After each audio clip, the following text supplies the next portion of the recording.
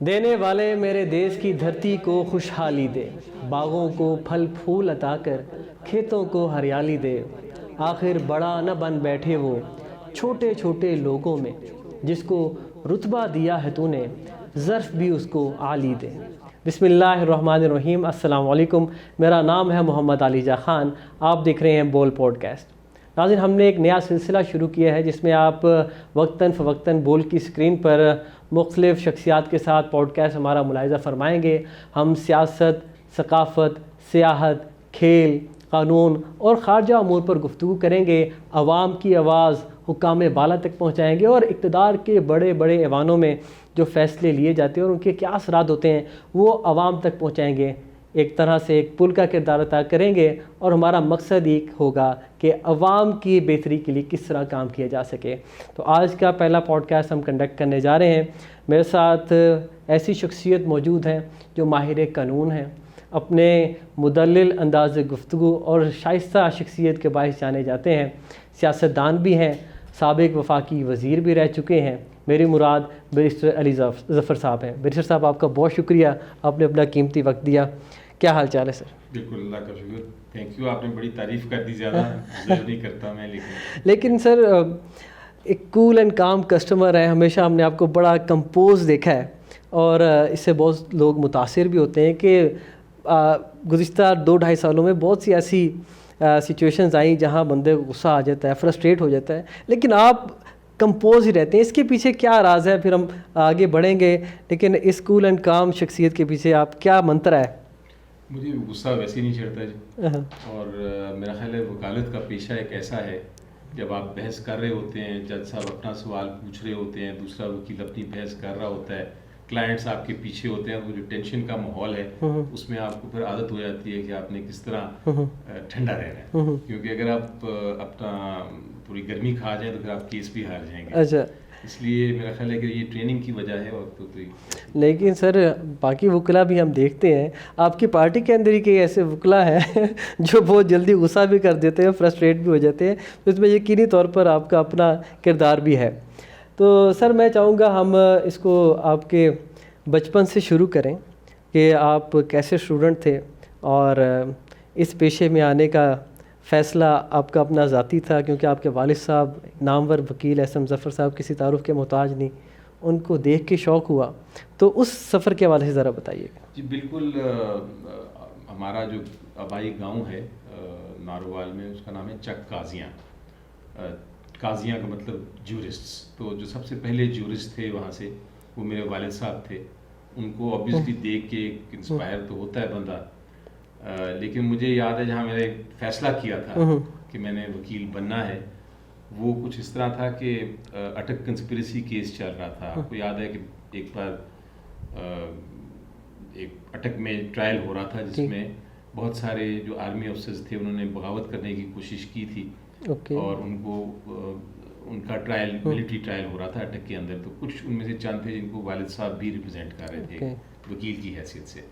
تو میں میرے 5ویں یا 6ٹھی جماعت میں ہوں گا، تو ساتھ مجھے لے گئے۔ وہ اٹک میں رہتے تھے اور اٹک جیل جو اٹک قلعہ تھا اس میں ٹرائل ہوتا تھا، تو ہم وہاں ہر روز جاتے تھے اور واپس آتے تھے۔ تو وہ میں نے جب ٹرائل دیکھا اور اس میں میں نے کراس ایگزامینیشن دیکھی اور جو ماحول دیکھا، تو وہاں سے مجھے لگا کہ یہ کمرہ عدالت کا ماحول آپ کو متاثر کیا؟ بالکل۔ اور مجھے یاد ہے اچھی طرح کہ اس وقت جب نکلے ہم ایک دن باہر، تو ظفر صاحب بات کر رہے تھے کچھ لوگوں سے، ضیاء الحق تھے اس وقت پریزائڈنگ افسر جو ٹرائل کنڈکٹ کر رہے تھے۔ تو ظفر صاحب نے اس کو دیکھ کے کہا کہ یہ جو ہے نا، مجھے لگتا ہے کہ کل کو پاکستان ٹیک اوور نہ کر لے، اور وہ پریڈکشن درست ہوئی۔ ظفر صاحب کو دیکھا، میں نے ان کی عزت کتنی تھی ماشاءاللہ، صرف پاکستان میں نہیں باہر بھی جہاں جاتے تھے ان کے فینس تھے۔ پھر مجھے ہسٹری بکس پڑھنے کا بڑا شوق تھا، تاریخ کی کتابیں۔ میری جو سب سے آئیڈیل پرسنالٹی تھی وہ قائد اعظم محمد علی جناح تھے، وہ بھی ایک لائر، بالکل لنکنز ان میں وہ پڑے ہوئے تھے، اور میرے اس وقت سے ہی خواہش تھی کہ میں آج کبھی نہ کبھی لنکنز ان میں جا کے ضرور پڑھنا ہے۔ سر آپ نے لنکنز ان کا تذکرہ کیا ہے، تو ناظرین کو یہ بھی بتا دیں کہ بیرسٹر صاحب کی یہ خواہش پوری بھی ہوئی، لنکنز ان سے آپ نے تعلیم بھی حاصل کی، تو وہ ذرا پہلو بھی بتائیے کہ باہر جا کے تعلیم حاصل کرنے کا وہ کتنا آپ کے لیے سود مند ثابت ہوا؟ بہت جی مجھے یاد ہے میں نے اے لیولس کیا تھا یہاں سے اور سیدھا میں چلا گیا تھا London school of economics. London school of economics کا جو ایٹماسفیئر تھا پاکستان سے جب میں گیا تھا تو اس وقت ضیاء الحق کا رجیم تھی, نہ ہمارا آئین تھا, نہ ہماری کوئی بات سنتا تھا, کافی سختیاں تھیں. لنڈن اسکول آف اکنامکس کا ماحول تھا بالکل ایک ریبیلین والی جگہ کا, یعنی جو ایشو دنیا میں ہے وہ وہاں اٹھایا جاتا تھا اور پھر وہاں باقاعدہ پروٹیسٹ ہوتے تھے. تو پہلی بار میں نے پروٹیسٹ میں بھی حصہ لیا وہاں اور سیاست کا بھی تھوڑا سا. سو آپ کو وہاں پہ ایلین کلچر محسوس ہوا ہوگا کہ یہ ٹوٹلی ڈفرینٹ ہے. بالکل بالکل بالکل, لیکن میں نے سیکھا بھی بڑا. آپ کو لنکن ان میں جب گئے نا تو وہاں ایک آپ کو سکھاتے ہیں کہ آپ نے لٹرلی کھانا کیسے کھانا ہے اور گفتگو کیسے کرنی ہے. تو جب آپ گفتگو کر رہے ہوں تو کئی بار ججز آ کے نا, جو بڑے فیمس ججز ہیں وہ آ کے بیٹھ جاتے ہیں آپ کے ٹیبل پہ. تو اسی طرح وہاں کا بڑا فیمس جج بیٹھا تھا, میں 18-19 سال کا ہوں گا, گفتگو کر رہا تھا تو میں اپنا پوائنٹ آف ویو دیے جا رہا تھا. وہ کچھ بات کرتا تھا, میں کہتا تھا نو سر دس از ناٹ لائک دس, یہ اس طرح ہوتا ہے. پھر وہ کچھ بات کرتا تھا تو اینڈ پہ اس نے مجھے ایک بات بتائی جو مجھے بڑی, میں شیئر بھی کرتا ہوں آپ کے سننے والوں کے ساتھ. اس نے کہا کہ آپ ینگ مین, آپ بہت اچھا بول رہے ہیں اور آپ کی گفتگو میں بہت ایسی چیزیں ہیں جو کہ ایک ینگ جس ایج میں آپ ہیں وہ لگتا ہے آپ بہت پڑھے لکھے ہیں. تو میں بڑا امپریس ہوں آپ سے, لیکن ایک میں آپ کو نصیحت دوں. میں نے کہا یہ عجیب بندہ ہے, میں نے اچھی اچھی باتیں کی ہیں, مجھے نصیحت دے رہا ہے. خیر بہرحال وہ بڑے رسپیکٹیبل جج تھے اس وقت. تو میں نے کہا جی بتائیے کیا ہے. تو انہوں نے کہا دیکھیں آپ نے جب بھی میں نے آپ سے کچھ بات کی آپ نے مجھے کہا نو اور پھر اپنی بات کی. تو اچھا نہ ہوتا, کہ بات آپ کی بہت صحیح تھی, اچھا نہ ہوتا کہ بجائے نو کے شروع کرنے کے آپ کہتے یس. اگر آپ یس کہتے تو میں سننے والا جو ہے وہ سمجھتا کہ آپ نے مجھے رسپیکٹ دی ہے تو اب میں بھی آپ کو رسپیکٹ دوں اور سنوں. تو جب بھی آپ کسی کو بات کریں اور کسی سے آپ بے حق مخالفت بھی کریں تو آپ کہیں یس مجھے آپ کی سمجھ آئی ہے لیکن میرا پوائنٹ آف ویو یہ ہے. یعنی کہ ہم نے دوسروں کا اوپینین جو ہے اس کو رسپیکٹ دینی ہے, ابزارو کرنا ہے. تو سر اسی طرح میں ایک معاشرے میں جو ہم چیز دیکھ رہے ہیں وہ عدم برداشت, اور ہم چاہے وکلا ہوں, صحافی ہوں یا کسی بھی اور کمیونٹی سے وابستہ افراد ہوں, ہم دیکھ رہے ہیں کہ شارٹ ٹیمپرڈ ہو گئے ہیں. تو ابھی آپ نے بات کی کہ آپ نے اگلے کی بات کو وقت دینی ہے, ویلیو دینی ہے. تو اس ضمن میں آپ جو آپ کے قانون کی ویسینٹی سے لوگ تعلق رکھتے ہیں ان کو کیا پیغام دینا چاہیں گے؟ کس طرح اپنے اندر جو آپ کے اندر ایک چیز ہے اگلے کی بات کو سننا, اس چیز کو بات کو اندر پیدا کیا جائے تو بڑی مشکلات آسان ہو سکتی ہیں. بہت آسان ہو جاتی ہیں. دیکھیں وکالت ایک ایسا پیشہ ہے اور یہ اس میں کوئی شک نہیں ہے, اس کو کہتے ہیں کہ یہ جیلس مسٹریس ہے. یعنی کہ اگر آپ اس کو تھوڑی دیر کے لیے بھی چھوڑیں گے یا آپ دھیان اپنا کسی اور طرف لگائیں گے تو یہ آپ کو چھوڑ جائے گی. یہ اس بھی مشہور ایک بات ہے. اور اس چیز کو آپ نے ایک جیلس مسٹریس کو آپ نے کس طرح اپنے ساتھ رکھنا ہے, وہ اس کے 3 اصول ہیں. اور وہ تینوں اصول پھر میں آپ کے سننے والوں کو بیان کر دیتا ہوں. وہ اصول ہیں ورک ورک ورک, کام کام اور کام. کیونکہ اتنا اس میں محنت کرنی پڑتی ہے آپ کو. آپ کے پاس جب ایک کلائنٹ آتا ہے آپ نے پہلے اس کا کیس سمجھنا ہے. اگر وہ کیس آپ کا بنتا ہے اور وہ جائز ہے تو پھر آپ نے اس پہ محنت کرنی ہے کہ فیکٹس کیا ہیں. اتنے آپ کو فیکٹس پتہ ہونے چاہیے, اتنی آپ کو چیزیں پتہ ہونی چاہیے جو کہ شاید آپ کے کلائنٹ کو بھی نہ پتہ ہو, اور وہ آپ سے سوال پوچھ کے پتہ کر سکتے ہیں. پھر آپ نے ان فیکٹس کو قانون کے اس پہ ایمبٹ پہ دیکھنا ہے. ٹھیک ہے, تو قانون آپ کو پھر پڑھنا ہے, اور قانون آپ کو ایک اینگل سے نہیں, آپ کو ہر اینگل سے پڑھنا ہے کہ کس طرح میں نے جیتنا ہے کیس کو. اور پھر تیسری چیز ہے آپ نے بحث کرنی ہے جا کے, کیونکہ آپ تو کنونس ہو گئے, اب جو جج صاحب بیٹھے ہیں ان کو بھی آپ نے کنونس کرنا ہے. اب آپ جج صاحب کو کنونس کرنے کا طریقہ یہ تو نہیں ہے کہ آپ ان کے ساتھ لڑائی کریں. آپ نے تو ان کو سمجھانا ہے اور انہوں نے جو سوال کرنا ہے اس کا آپ نے جواب بہترین طریقے سے دینا ہے. تو آپ کو سوال بھی سوچنے پڑتے ہیں کہ جج صاحب کیا پوچھ سکتے ہیں سوال, اور آپ کا جو اپوزنگ کاؤنسل ہے یعنی جو آپ کا حریف ہے وہ کیا بحث کرے گا، اس کا پہلے سے ہی جواب آپ کو کرنا پڑتا ہے. تو ہر کیس میں آپ کو لٹرلی اس طرح ایسا کہ آپ بی اے کا امتحان دیں گے. تو ملٹیپل ڈائمینشنز میں آپ کو ایٹ دا سیم ٹائم کام کرنا پڑتا ہے. آپ معاشرے کو بھی سمجھ رہے ہیں, جج کی سائیکو کو بھی سمجھنا ہے, اپنے کلائنٹ کو بھی سمجھنا ہے, اور اس حوالے سے کیس کو پلیٹ کرنا ہے. بیشر صاحب 30 سال سے زائد عرصہ ماشاءاللہ وکالت میں ہو گیا, تو اس کے بعد آپ نے سیاسی میدان میں بھی قدم رکھا. 2021 میں آپ سینیٹر بنے, تو کس نے آپ کو پرسویٹ کیا؟ اپنا ذاتی فیصلہ تھا اور پھر پاکستان تحریک انصاف آپ نے جوائن کی, موٹیو کیا تھا سیاست میں آنے کا؟ 30 آپ نے 40 سال ہو گئے مجھے پریکٹس میں ویسے, کیونکہ میں 21 سال کا جب تھا تبھی میں نے کر لیا تھا اپنا بار ایٹ لا.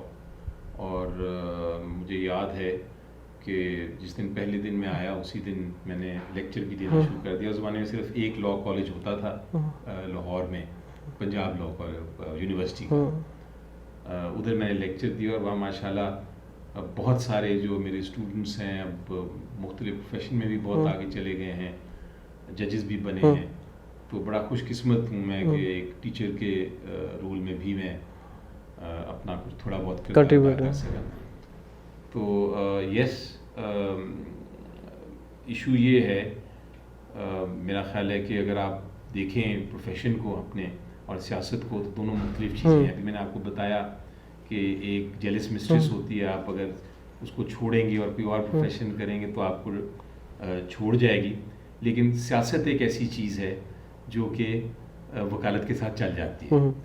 قائد اعظم محمد علی جناح نے بھی کیا, میرے والد صاحب نے بھی سیاست کی اور وکالت کی, اور بڑے بڑے نام ہیں جنہوں نے دونوں کیا. تو یہ میں نے سوچا تھا کہ اب وقت آ گیا کہ تھوڑی بہت کنٹریبیوشن کی جائے. ٹھیک ہے. مجھے اللہ تعالیٰ نے پہلے موقع دیا جب انٹرم گورنمنٹ بنی, بالکل 2018 میں.